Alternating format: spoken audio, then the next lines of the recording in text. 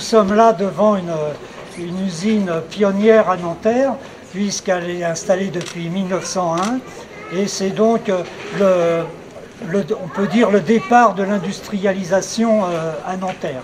L'usine du docteur Pierre, haut lieu de fabrication de pâtes dentifrice et d'alcool de menthe au début du XXe siècle. Après 18 mois de travaux, le bâtiment a rouvert ses portes au public à l'occasion des Journées du patrimoine.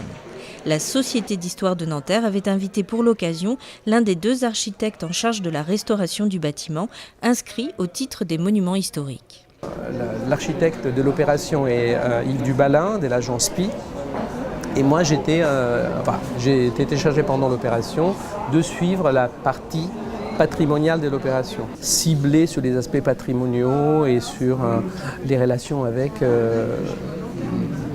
les autres acteurs, notamment la conservation et les bâtiments de France. Le choix de la brique et de la pierre est assez astucieux dans ce sens-là, c'est-à-dire la brique, c'est vraiment quelque part une marque bien précise de l'industrie et donc du bâtiment industriel. C'est très solide, ça se monte très facilement et la pierre est quelque part quelque chose qui donne du prestige.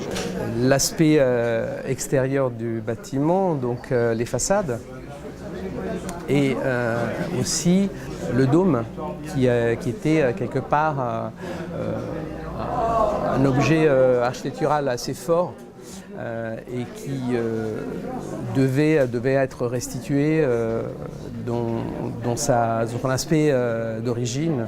C'était la demande d'ailleurs qui a été faite par les services de l'État. L'exercice consiste aussi à rendre visibles des événements propres à l'histoire du bâtiment. Il y a eu un incendie qui a brûlé le bâtiment qui avait été construit dans les années 30.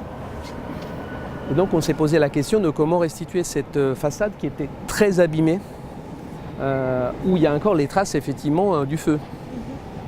Dans ce cas-là, voilà, on a pris une décision, c'est celle de conserver quelque part et d'encadrer la trace de cet événement qui a marqué le bâtiment. Il fallait être en équilibre entre la conservation de l'image du patrimoine patrimonial donc de l'architecture et la capacité du bâtiment de pouvoir accueillir de nouvelles fonctions et donc de s'adapter quelque part à ces nouvelles fonctions.